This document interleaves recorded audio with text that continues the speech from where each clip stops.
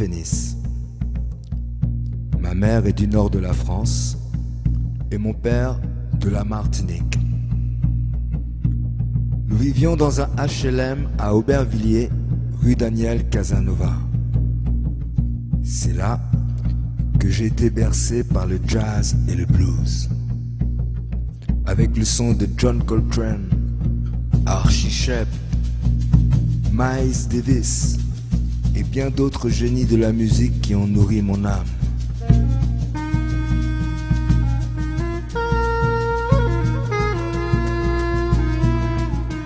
Bonjour à toutes et à tous. Notre rendez-vous culture aujourd'hui, c'est avec Laurent Fénis. Bonjour Laurent Fénis. Bonjour. Vous êtes auteur, artiste, compositeur et une particularité, vous créez même vos instruments à partir du bambou. Est-ce que vous pouvez nous expliquer, Laurent Fénis, comment vous est venue cette passion? Déjà, je suis musicien depuis tout petit. J'ai été bercé un petit peu par le jazz, le blues. J'ai joué aussi dans pas mal de groupes de rock quand j'étais dans l'Hexagone. Et puis, en venant en Martinique, je me suis retrouvé dans la forêt devant une énorme touffe de bambou. Et j'ai eu comme une voix qui est venue et qui m'a dit voici la clé. Alors, j'ai commencé à prendre un petit morceau de bambou, faire une petite flûte de pan. Bon, ça, c'était pas difficile à faire. Ensuite, j'ai créé un instrument qui est comme la flûte de pan, mais avec des gros bambous, et que j'appelle le bambou tong. Et j'ai créé aussi un instrument à cordes. Et quand j'ai enregistré les trois instruments, j'ai trouvé qu'il y avait une couleur sonore de la terre qui me faisait du bien. Donc du coup, j'ai continué dans cette voie-là. Et j'ai créé donc mon style de musique que j'appelle la bambou musique, parce qu'on y trouve toutes sortes d'instruments à cordes, d'instruments à vent et d'instruments à percussion en bambou. Voilà. C'est l'une des raisons pour lesquelles la presse locale vous a qualifié, vous a appelé Bambouman. Mais comment effectivement sortir de... Est-ce que vous aviez déjà des prédispositions, Laurent Fénis, Bambouman, pour ce... On n'arrive pas comme ça, euh, ébloui par par du bambou et qu'on en fait quelque chose. Oh, je pense que déjà, bon, quand j'étais à Paris, je manipulais un peu les synthétiseurs. Et dans les sons que j'arrivais à trouver avec les synthétiseurs, avec les fréquences, tout ça, finalement, je m'aperçois qu'il y avait déjà un lien avec ces sonorités. C'est un petit peu comme un rêve, je sais É- pas quoi, é- une vision, une Éveillé. prémonition, une intuition qui m'a emmené là. C'est-à-dire que déjà, tout petit aussi, j'écoutais pas mal de musique du Pérou, j'écoutais du Ravi Shankar, mais déjà à l'âge de 2 ans et demi, j'avais déjà une écoute musicale très éclectique, donc qui fait que ça m'a certainement ouvert l'esprit musicalement. Et j'ai appris de façon totalement autodidacte, en fait. C'est-à-dire que en essayant quelque chose, on fait une erreur, et de cette erreur-là, on apprend quelque chose qui nous emmène quelque part. Et c'est toujours des surprises, en fait. Et Et par, j'arrête pas, hein, ça continue tout le temps. J'ai l'impression que la source, elle est infinie, intarissable. Est-ce que vous pouvez... intarissable. Alors, comment, qu'est-ce que, parlez-nous de cette particularité que peut avoir le bambou quand vous travaillez le bambou, cette matière, et qu'est-ce qu'elle représente véritablement dans votre art, dans votre musique? Si je parle du bambou, je dirais déjà, bon, c'est une plante qui est enracinée avec ses rhizomes, donc elle est bien ancrée dans la terre. Mais quand on regarde la cime, elle caresse le ciel. Et donc, avec le bambou, on peut même, j'ai un instrument que j'appelle le bambou caressé, qui fait le son des animaux de la nuit, par exemple, les sons de la forêt. J'en ai un autre que j'appelle le tibois galactique, parce que quand je joue avec, j'ai l'impression de communiquer avec d'autres galaxies, vraiment, quoi. Euh, À vous entendre, Laurent, vous n'êtes pas un peu perché? Perché, bon, ça peut être un terme, hein, oui, qui peut définir, en tout cas, c'est sûr que l'univers est tellement vaste, l'univers des possibles est tellement vaste que bon, pour moi, il n'y a pas de limite. Comment qualifieriez-vous votre musique? En discutant avec vous, vous dites qu'elle est fondamentalement électrique, que vous vous autorisez Non, toute pas électrique, liberté. éclectique. Éclectique. Éclectique, effectivement. C'est vrai que électrique sur un bambou, il faut Bah chercher. si, ça fonctionne aussi parce que j'ai la bambou musique pure, c'est-à-dire totalement acoustique, mais je mets aussi des micros que je fabrique aussi. Et j'utilise aussi des fois des sampleurs, les synthétiseurs. C'est-à-dire que je pars de la musique pure, que j'aime beaucoup, qui peut être jouée dans la forêt, et je la mélange aussi à la technologie moderne. Ouais. Donc, on peut avoir du bambou pur, mais aussi du bambou jazz, du bambou électro, du bambou un peu plus rock, du bambou à toute sauce, quoi, en fait. Voilà. Ce que je vous propose, parce que apparemment vous êtes dans votre atelier, est-ce qu'on peut avoir justement avoir des images sur les différents instruments que vous avez fabriqués D'accord. pour jouer, Laurent? Eh bien, on va faire un petit tour alors. Allez-y. Alors, j'y vais comme ça avec le pied. Donc, vous voyez, par exemple, là, vous avez. Bon, il y a aussi des masques, puisque je crée aussi des personnages. Je me filme avec des masques et ces personnages jouent avec moi sur scène. Donc là, par exemple, vous avez un saxo, je ne sais pas si vous le voyez, Oui, tout à fait, on le un voit. saxophone en bambou, voilà, trompette. Là, vous avez ce qu'on appelle le bambou tongue, justement, on en parlait tout à l'heure, donc il se frappe avec les tongs. D'autres personnages aussi qui interviennent sur scène avec moi. Est-ce que le, Voilà, quelques instruments à cordes, est-ce donc que comme le, des cordes. est-ce que le bambou, Laurent Fénis, résiste effectivement au climat?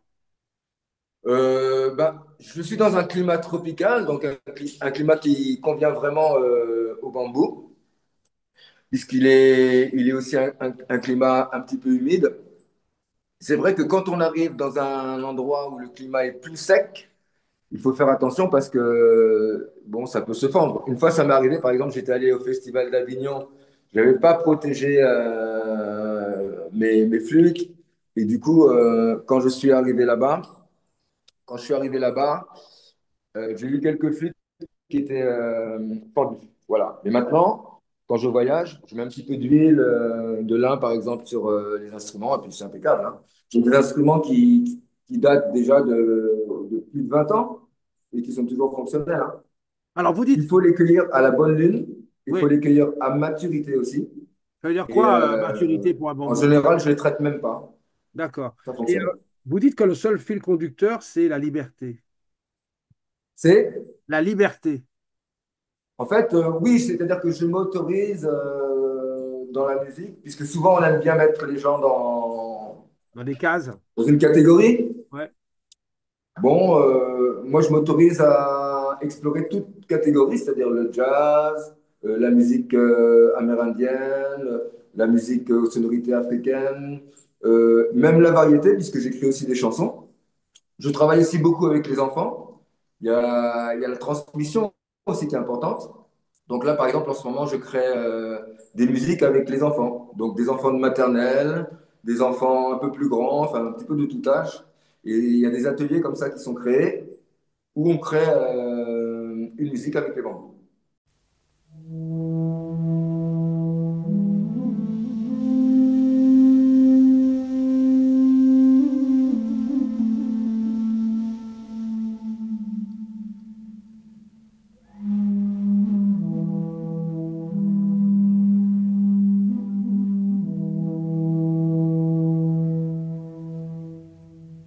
Laurent Pénis, Bambouman, bien sûr, parce que vous êtes très connu en Martinique sous ce nom-là, en fait. Hein. Euh, comment effectivement inscrire votre musique dans justement le patrimoine culturel martiniquais? Ah ben c'est très simple.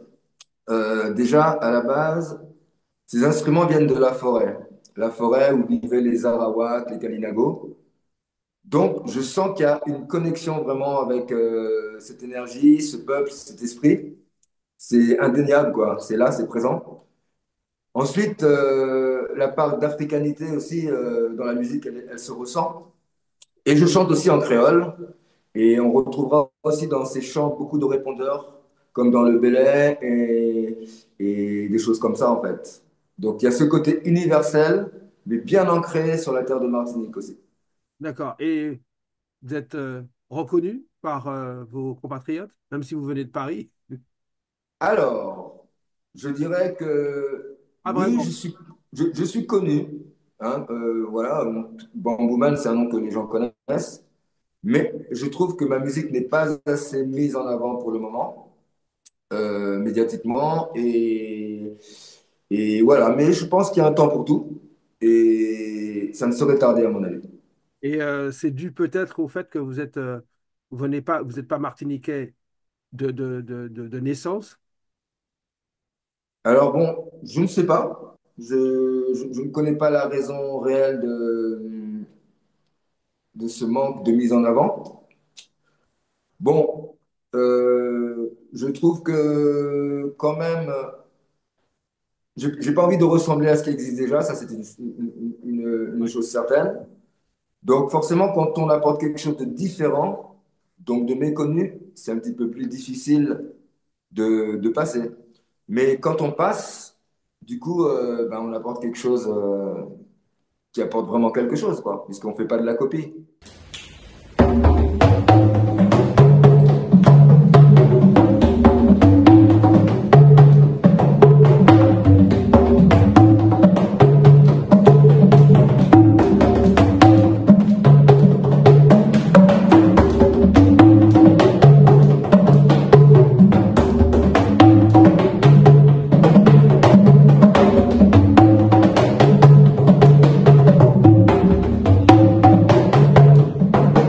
Est-ce que vous en vivez aujourd'hui de votre art, qui est quand même un art singulier?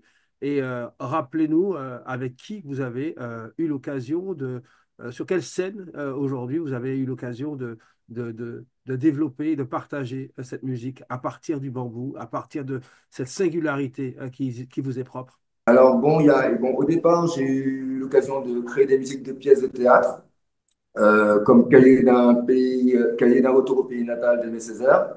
Donc j'ai créé la musique de cette pièce de théâtre qui était mise en scène par Rudy Siller. Aussi, j'ai créé une autre musique de pièce de théâtre de Raphaël Confiant qui s'appelle Opéra pour une mangrove rebelle. Et donc, ça allait bien aussi dans l'esprit. Et j'ai fait quelques musiques de films aussi, de courts-métrages, donc comme La Voix des rivières, La Voix des mangroves. Donc, en fait, tout ce qui a trait à la nature, on fait appel à moi aussi, c'est bien. Et j'ai été aidé par la DAC aussi pour monter un spectacle qui s'appelle Kamoata. Kamoata, ça signifie bambou en arawak. Donc là, c'était un spectacle avec deux danseuses et un musicien, donc quatre sur scène. Et on a joué à l'Atrium, Tropicatrium. Et c'était super parce qu'il y avait tout un décor vraiment, vraiment magique. Et j'utilise aussi la vidéo. Et donc avec la danse, ben, forcément, ça donne quelque chose de superbe, quoi. Alors, Et là, je suis dans une nouvelle création qui s'appelle Nam Konoko, qui veut dire l'âme de la forêt. Et on sera aussi programmé à l'Atrium au mois de mai.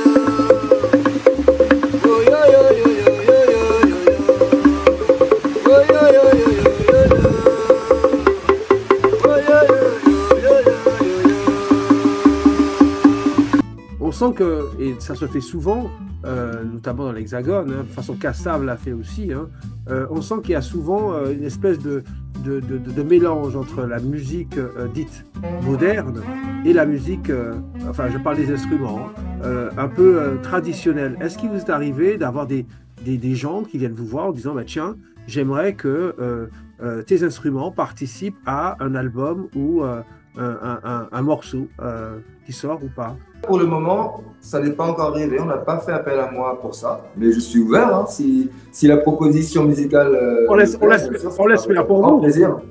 On l'espère pour vous. Peut-être en parler à Philippe Joseph, l'arrangeur du groupe Kassav, qui Bah effectivement. oui, carrément, carrément. Moi, je suis ouvert à ça. C'est vrai qu'on n'est pas trop venu vers moi pour ça, mais toute expérience qui peut être enrichissante, intéressante, bah, je suis preneur, bien sûr. euh, Laurent Félix, on aimerait savoir en fait, parce qu'en fait, on a l'impression. Alors au début, j'ai un petit peu regardé votre carrière, on disait oui, il est un peu perché, c'est pour ça que je vous ai posé la question, c'est un fou, etc. Surtout que quand on ignore et qu'on ne connaît pas, les gens ont tendance à qualifier. Mais aujourd'hui, vous mettez votre empreinte, vous êtes le seul, vous êtes unique comme ça en Martinique, pratiquement. Oui. Bambouman, il n'y en a pas deux en Martinique. Euh, Est-ce qu'aujourd'hui, racontez-nous votre quotidien. Vous allez en forêt, parce que j'ai vu des vidéos, vous êtes en osmose avec la forêt. Comment ça se passe? Alors, mon quotidien, ben, déjà, bon, c'est vrai que souvent, je vais me ressourcer dans la forêt. Bon, en ce moment, un petit peu moins parce que je suis plus souvent ben, à enregistrer des choses à la maison. J'ai beaucoup de bambous que j'ai été récolté, donc à fabriquer encore des nouveaux instruments à chaque fois. À préparer aussi mes travaux avec les écoles, parce que quand je vais travailler avec une école, par exemple, il faut que j'amène au moins une trentaine d'instruments pour les enfants. Donc tout ça, ça prend du temps, il faut fabriquer, il faut, tiens, quelle chanson je vais pouvoir travailler avec eux. Tu vois, il y a tout un travail en amont. Et en plus, comme je suis en création du nouveau spectacle, bon, tout ça, ça prend vraiment beaucoup de temps. Et bon, c'est du temps agréable, bien sûr, puisque je suis tous les jours à faire ce que j'aime, en fait. Alors, vous me demandiez tout à l'heure si je vis de ma musique. Ben, je dirais, j'en vis modestement, mais j'ai la chance de pouvoir faire ce que j'aime tous les jours. Et ça, c'est vraiment génial. Quelle est votre actualité aujourd'hui pour 2025, par exemple? Alors, pour Attendez, 2025, Laurent, avant de répondre à ma question, vous pouvez nous dire ce que vous avez sur la tête? ah, c'est mon chapeau. C'est un chapeau, mais j'aime bien, quoi. Ça, voilà, avec les Ah, feuilles mais de il est très beau, latanier. hein. Comment? Il est très, très, très beau. Ah bon? Ah, bah oui. J'aurais bien aimé avoir le Ok. même. Mais ça, c'est fait à partir de produits de la Ben, nature. c'est de la vannerie, hein. C'est voilà, c'est du comment on appelle ça? Ouais, c'est de la vannerie. Là, j'ai Ouais. mis un morceau de Bogolan. Et là, j'ai mis une feuille de latanier qu'il va falloir changer d'ailleurs parce qu'elle commence à être un peu fatiguée. Ouais. En tout cas, c'est très, très Voilà. beau, hein. Vous êtes carrément mais, empreint de tout ce que vous faites. Oui, bon, c'est un petit look, voilà, de scène, quoi, on va dire. D'accord. Alors, donc, sur votre actualité pour 2025, Alors, l'actualité pour 2025, bon, bah, il y a encore beaucoup de travaux avec les écoles. Il y a mon spectacle Nam Konoko. c'est prévu J'aimerais quand? sortir un C'est nouvel prévu quand? album C'est que je prévu quand? produis moi-même. C'est prévu quand Et ce spectacle? j'ai aussi une tournée qui doit se préparer en octobre avec JM France. Donc, c'est des concerts destinés au jeune public.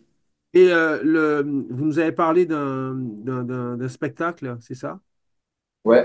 Quand? Nam Konoko, ça veut dire l'âme de la forêt. Donc, Nam en créole, l'âme, et Konoko en arawak, la forêt. Et c'est prévu quand?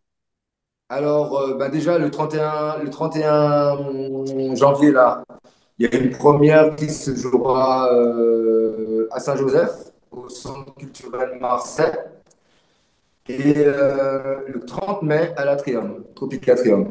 Et après, j'espère que ça va tourner aussi un peu plus quand même. Vous nous faites une démonstration de tous ces Voilà, instruments? voilà. Allez-y. Voici un autre saxophone en bambou.